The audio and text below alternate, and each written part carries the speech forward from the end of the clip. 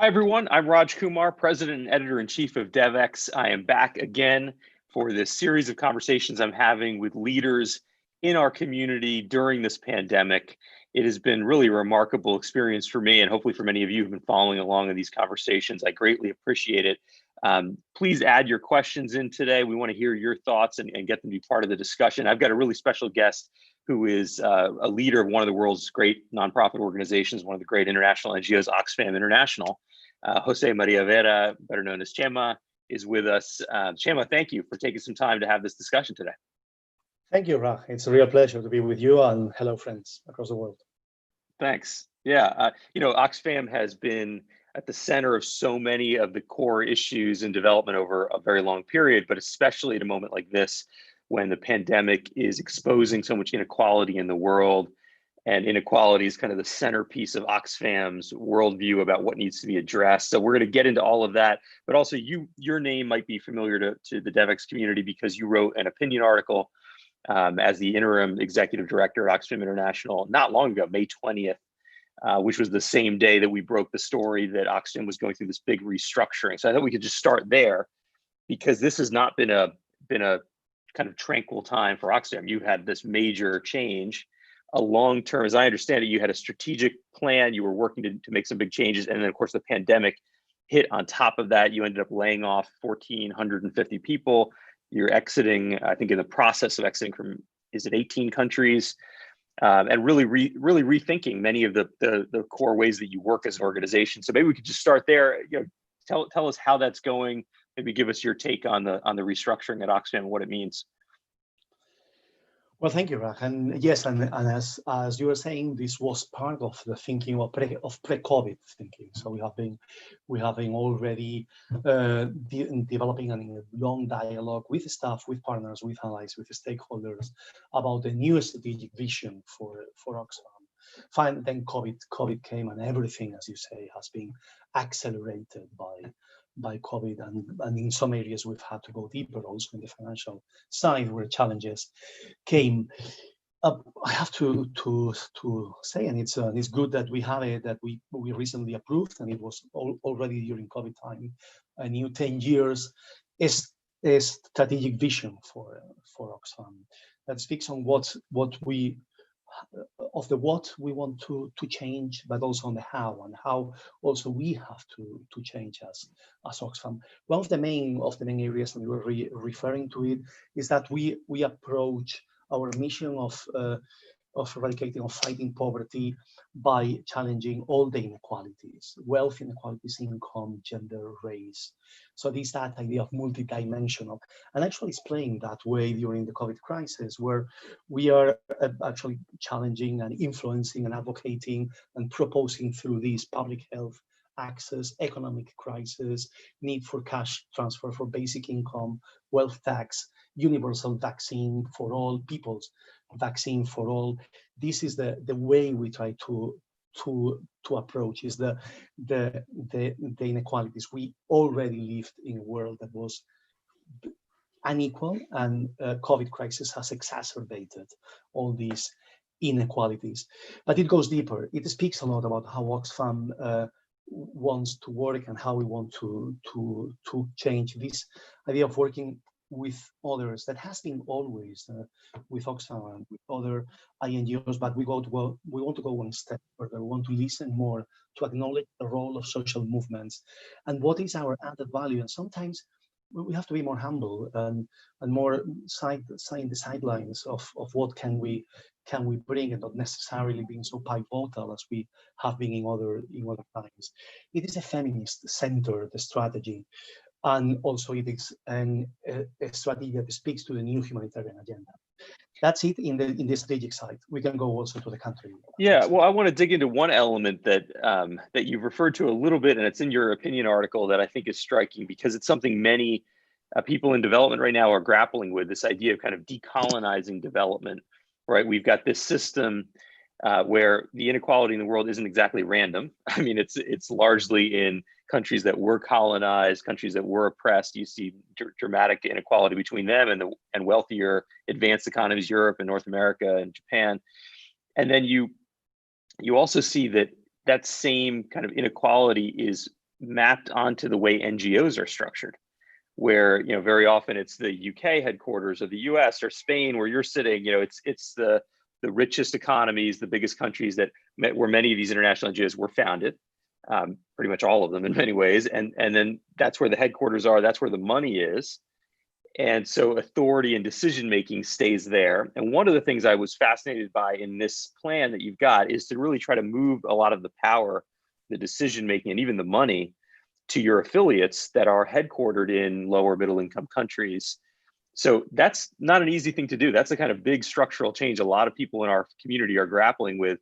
Tell us how you think that's going to really work. How is that happening at Oxfam?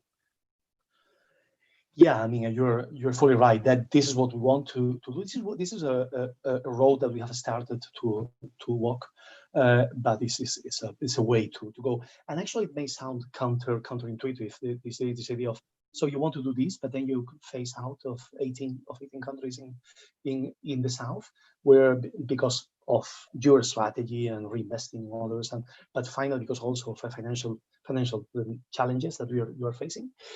And that's not the full picture. So part of that picture is obviously because of the financial constraints and that shift of resources to the south. Many affiliates, the majority of them, are also having cuts and having to reduce resources and capacities because of the financial challenges, but also because of that willingness to shift more to the south, to get closer to where decisions have to be made and resources and knowledge has to sit where it is, where a strategy has to come from. So this phasing out was part of it. Doesn't mean, well, obviously we will do it responsibly in the coming 2 years, honoring contracts with donors, the staff, partners. It doesn't mean that we will never work more in those countries, because there can be other ways with partners, with allies in a regional campaign or a multi-country program. Yeah, you had country offices, right? You had country offices in these countries, which means you have an ongoing overhead expense of, you know, office space and staff, and you could still work there, but presumably on a more project basis or through partners, as opposed to maintaining that existing cost that would have to maintain over time. And actually, we are already doing it. I mean, we are already working in some global campaigns with partners and with allies from countries or from sub-regions where we don't have that physical presence. I think it's one of the beauties of that side of how can we add value, how can we challenge power and privilege, bringing the best of ourselves. But because some of these countries, sorry to interrupt, but some of the countries are major development sources or sites of development activity, right? Pakistan, Afghanistan, Haiti, Tanzania. I mean, these are places that for decades and decades, every NGO in the world has been there, and you're coming out, but as you say, you could still operate just in a different way. And it's extremely painful. I mean, even if you can still operate with partners, it means staff, it means office, it means a history, it means a relations with fantastic, pertinent reference programs that have been there for decades. But also this is part, as you were saying, I mean, we're also moving into that growing of affiliates in the South. We already have, and that means full members. That means members that are sitting in the same table, not only with both, but very much with also voice, and this that are pushing for this shift of the strategy, of the thinking, of the resources to the South. We already have Mexico and India, South Africa, we're getting to Colombia. Brazil is already there, but there is another row of 4 or 5 countries that will be becoming Oxfam, not Oxfam office in, but Oxfam Mexico. And it means a huge difference. I was visiting Oxfam Mexico, but visited actually two or three times in the past years. And it's really, really impressive how it is considered as part of the civil society, and a very referential one for inequality struggle, for connecting with communities, with the power and challenging power, but also having access to that dialogue. I mean, it's in Spain. If this may happen for Oxfam Intermón in Spain, it should also happen in Mexico or in South Africa, and in the coming time in the Philippines or in Indonesia or in Senegal. So that will mean that's a huge shift. in terms of the rootedness and where power sits. If you then accompany this and push with governance reform, so a way that governance of the organization also allows for more openness, not only for Oxfams of the South, but also for partners and for allies, and we will do that in the coming months as an assembly where externals will have a seat and a say.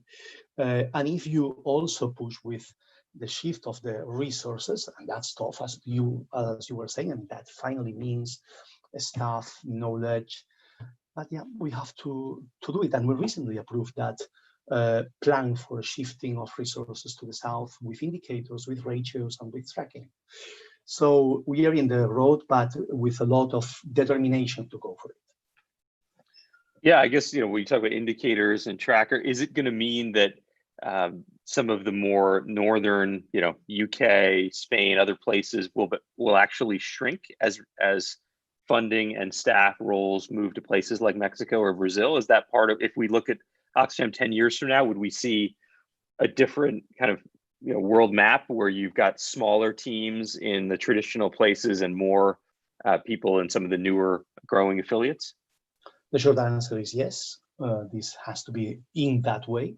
It has already happened a bit in the past years. It's happening now, where some of the bigger affiliates are under restructuring, and it will mean also a decrease in the number of staff and of the cost structure in their own places. But it will be happening even more in the coming years. But it's not only, I don't see it only, and we don't see it only as a kind of just shifting. It's not no longer here, and now it's there, because we want to build that network of peers that work together.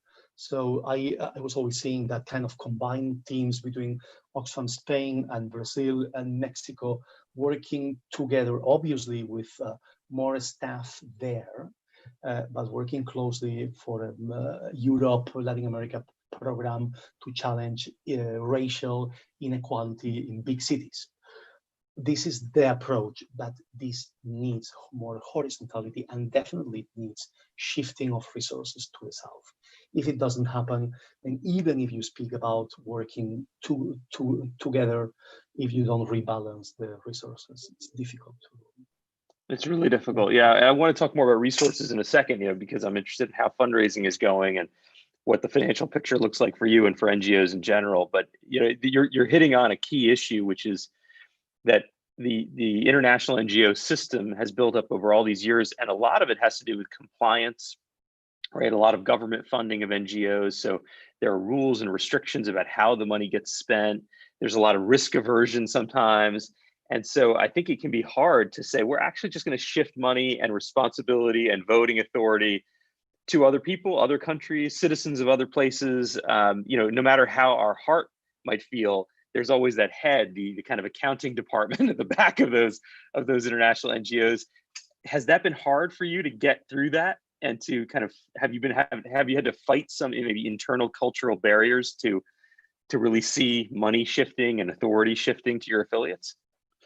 I mean, we are just there now, actually, and obviously, and you frame it really well, Raj. This is one of the main concerns, and actually, some of the northern affiliates, I think it's rightfully so. I mean, they're fundraising and have a relation that is even broader than just fundraising from their governments, and they have also the compliance rules, and they need to be reassured of that. But this is, again, not just shifting and letting go and saying, okay, by now it's your responsibility, and no longer maybe we will put some funds there, but that's it. But it's a shared responsibility, and for doing it shared, first thing, you have the subsidiarity principle, but the closer you are to the program, the better the decisions are going to be, the reporting is going to happen. But then you have to keep this connection with whatever donor you are working with, be it private or be an institutional donor. So yes, it is an issue, and you have to break barriers, and you have to build a lot of trust.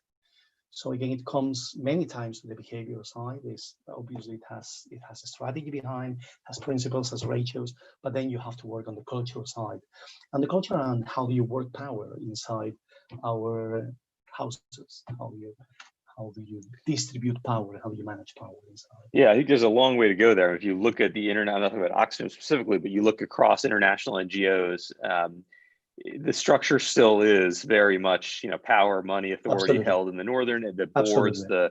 the executive teams. You don't see it. It isn't this melting pot that one might imagine looking from the outside. There really is a lot of that stratification. The other thing I would just say before we move on to some other topic is it's not just about money, because presumably if you're trying to lead a social movement, as you were saying, Oxfam Mexico is part of the fabric of the country and the society. It's not just about having money, it's about having that voice. And maybe with less money, a truly indigenous organization can actually have more impact.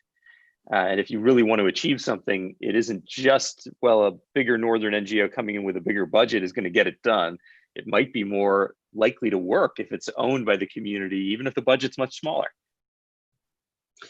The key thing for this, I fully agree, and I think we have some of our Southern affiliates and country officers that really are very good examples of this. Although they always say fine, but still keep the pressure to shift resources to the south. I mean, this shouldn't be a kind of an excuse for saying, okay, no, you can do it with less. No, yeah, we can do it, or we can be more flexible, adaptable to the local context. That is very, very, very important. Going more to the rootedness side, Raj. No one will doubt that Oxfam Intermon, that's Oxfam Spain, is a Spanish CSO, domestically grown and rooted.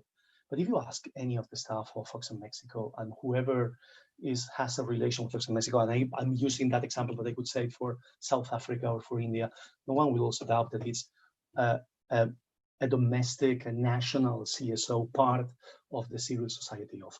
The thing is that it is also part of an international organization, and that has an added value, it has some benefits, some rules, some bringing some connections. But the key part is that you're rooted, you have a local board, and that local board is the final governance body, and it decides with the management team, and it's under a playing field, but that playing field is sufficiently open to get it properly adapted to what's needed to provoke change and challenge power in that country. And the same can happen. That said, we are in some other countries. I refer now to Turkey. It's not the office, or previous office of Oxfam, but it's a long existing organization that decides, and we decide together that they become part of Oxfam, and so that's CADEF, a long-standing gender rights organization that is now CADEF Oxfam in Turkey, and another member of the family, to put it in a way. Oh, that's great. Well, we started talking a little about money. Let's go a little further there, because part of your big announcement was the fact that the pandemic hit your revenues. Oxfam has stores, retail stores; those had to close during the lockdown period. Presumably, individual donations have gone down because of this. What's the picture look like? We're now, you wrote that piece and shared that news on May 20th. We're much further along. How is the fundraising side of things evolving for you? What are you hearing from your colleagues and other NGOs as well?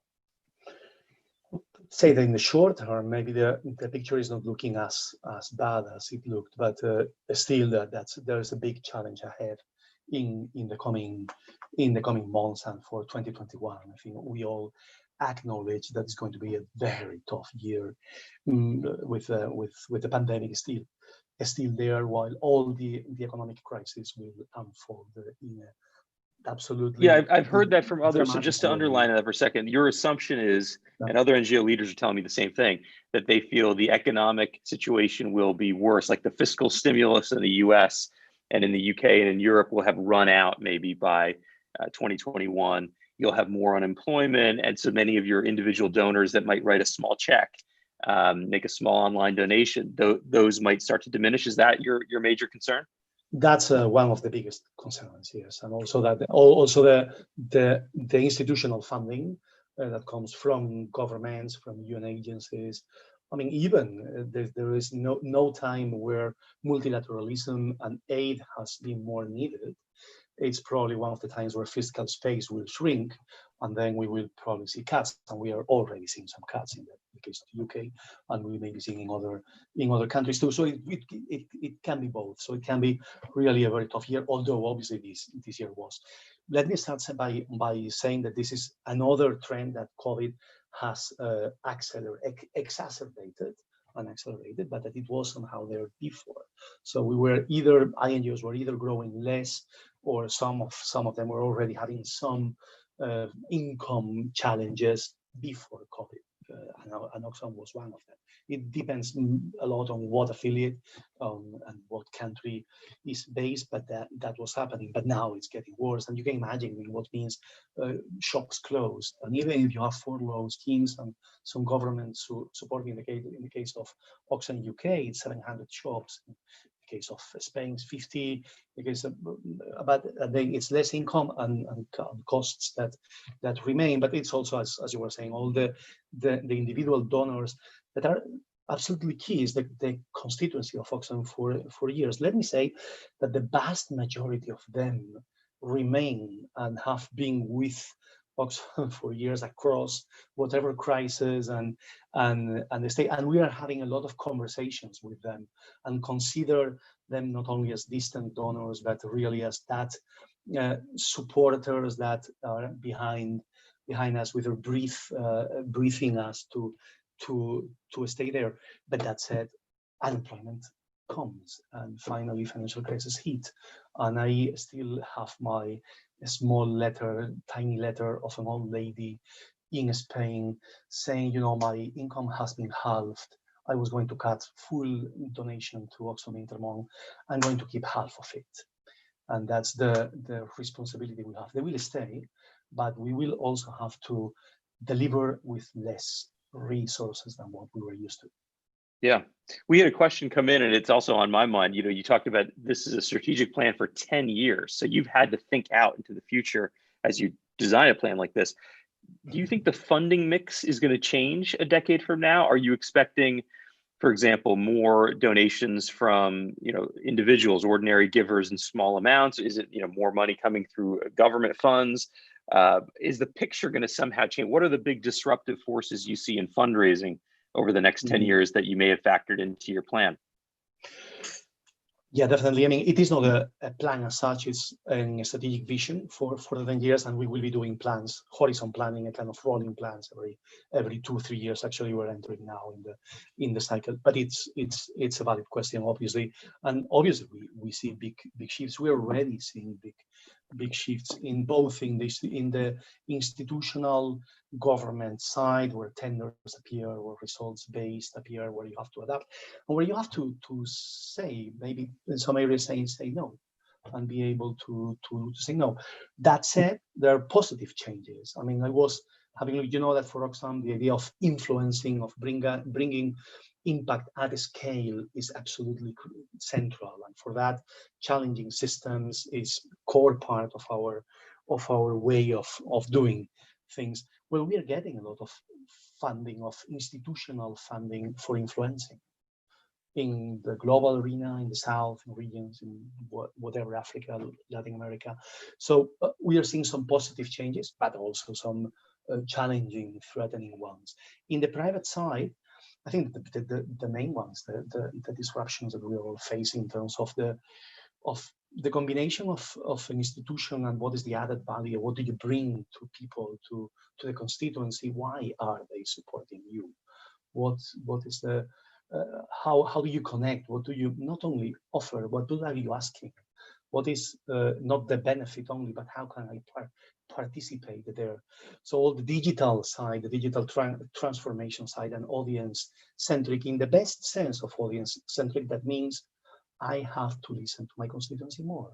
And I have to be also open to change, adapt, and challenge, not only because of what's happening in program, because no longer there are programs in the South only and fundraising in the North. We are starting to fundraise in whatever country, and we're having programs in Spain or in Italy Two, this has to be explained to a constituency that remains with us and new supporters, young ones that want to participate, that want to be part of. Maybe they will not marry with an organization as Oxfam forever, but they can be engaged vibrantly in so many of the struggles we are facing together, and they are facing, and allowing space for them to be the ones leading many times.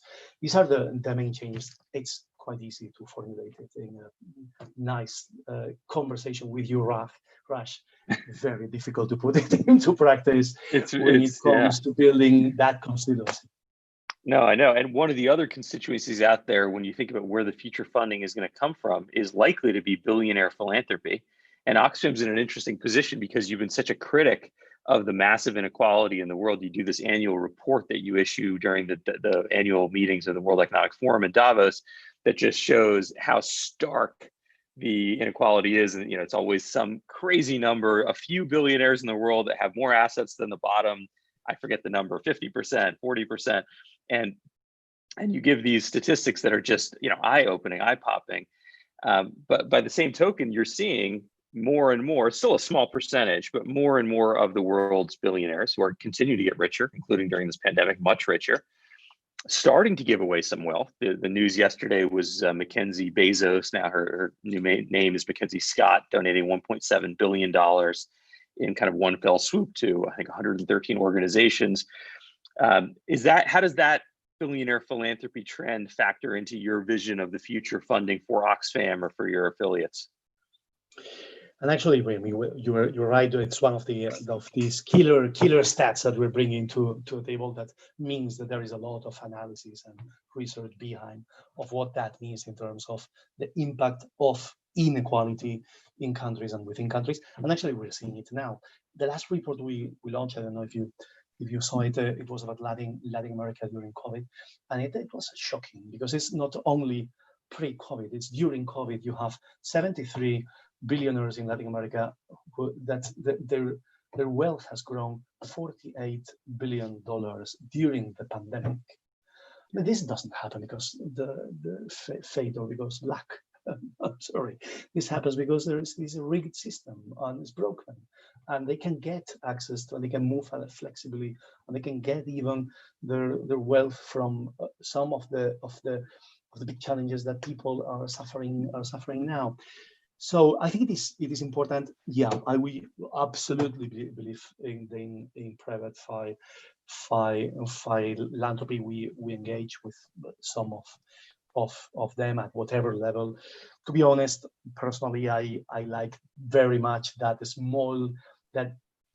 hundreds of thousands of small donations coming from people, because it means a lot of people behind, but definitely big programs that can be funded. But before that, there is taxes, and Oxfam's, and fortunately not only Oxfam, obsession, I could say, for a fair tax system, for a fiscal system across the world. And it's very, very, very interesting to see, again, as we saw in 2008, how this becomes mainstream. The last speech from the UN Secretary General was absolutely brilliant on the inequality side, but we are seeing the IMF executive director speaking about inequality. Financial Times saying, no, it's the time for basic income and wealth tax. And we support these patriotic millionaires that basically say, tax the rich, say the rich. So first, fair taxes, fair fiscal system across the world, and then absolutely private philanthropy. And it's a very interesting way because they also bring knowledge. They have a strategy, openness to engage, to build not only in the funding as a funding source, but also as an ally for developing any innovation that may come. But previously, we need to ensure a fair tax system.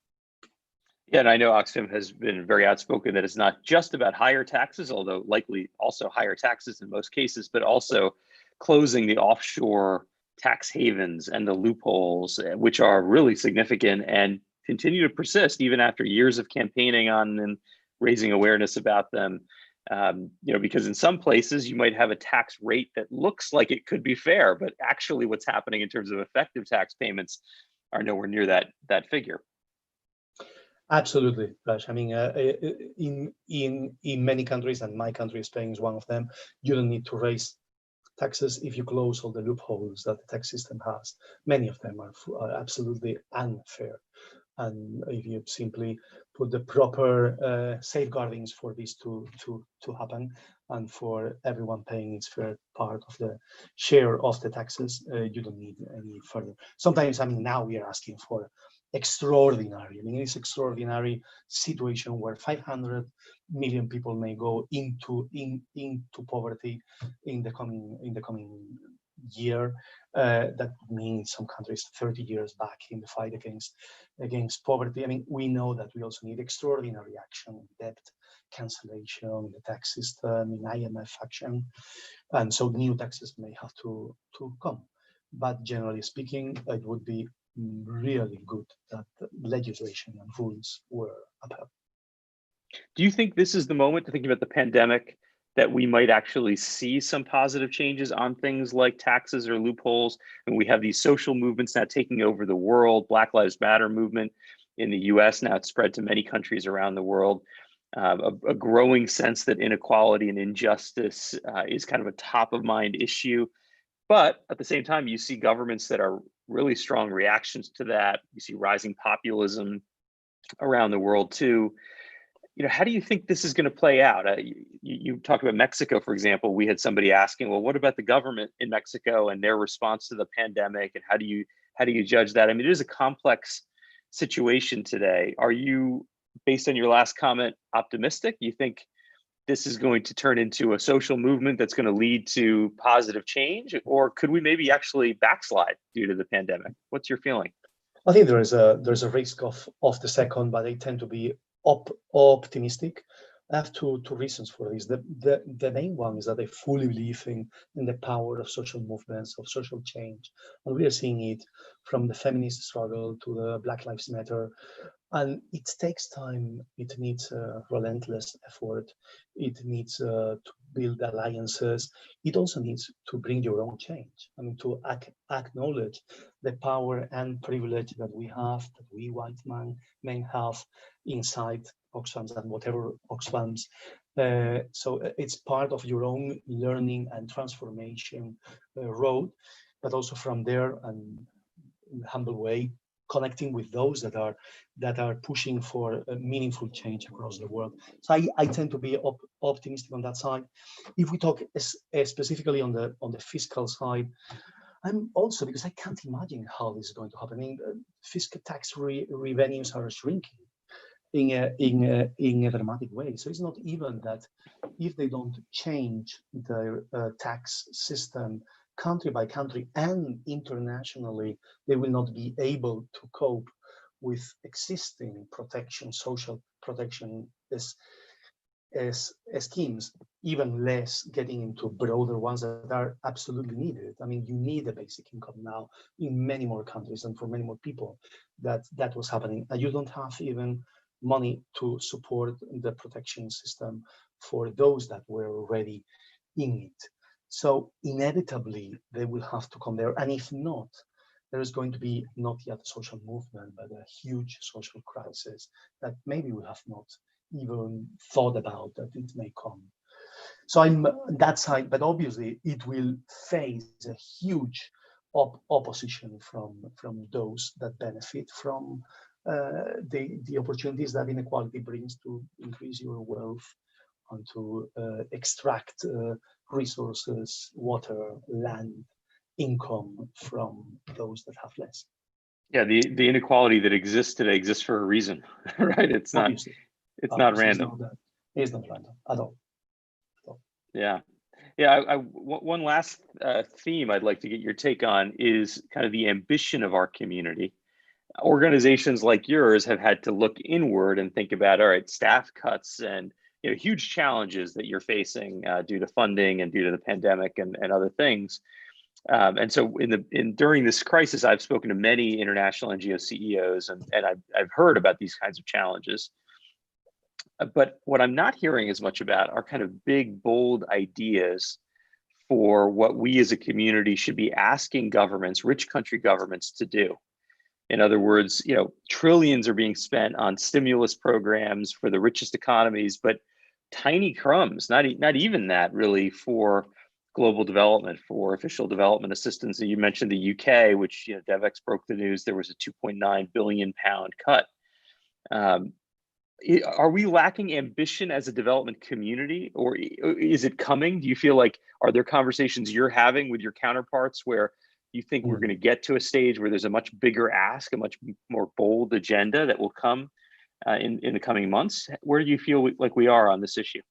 I think we are not lacking ambition, but maybe we're lacking our voice to be heard, or how to put it right, and how to reach those decision makers with a proper message that has not only to be that of humanitarian, of solidarity with those that are suffering crisis over crisis. The Yemens were already over a conflict and cholera, and now COVID comes, and what may mean also in terms of food security, when 60% of imports are being cut, of food imports are being cut, and 80% of the remittances are not coming. So that's something that we definitely have to keep bringing. But I think we have to go one step broader and further. I mean, this is the time of global goods. I don't know if you said in English that way, global bads. I mean, the pandemic is a global bad. If we can put it that way, that has to be confronted with global good. If anyone thinks that is going to save alone by himself, whatever is an individual, a country, even a city, it will not happen. It will not happen. We will have to save all of us. And we will have to start from those most vulnerable, the health workers, the care workers, the majority of them women, and then we'll have to continue with the most vulnerable, and then we'll have to ensure minimum transfer basic income for those people that are going into severe hunger. Our last report said that 12,000 people could be dying per day because of the hunger virus that was coming. It's impossible that we simply go with our unilateral lens to face this huge crisis thinking that we can solve it. This is the time that only cooperation in the broader and more deeper sense of that word may help. And this is where I think we have to be. Obviously, we have to be in the specifics of the funding, of the agencies, of the humanitarian access, of a specific in-depth or special drawing rights from IMF or tax system. But then we have to give that very strong message of we have to save all of us, and we are in the same boat, and this has to become a global good, or if not, we will all sink. Yeah, we're used to living with inequality. It's dramatic, but it's in front of us all the time, and so you almost forget about it. You can become numb to it. But this pandemic, I think, is going to shock all of us when we see, well, there are vaccines. Will they get to everyone?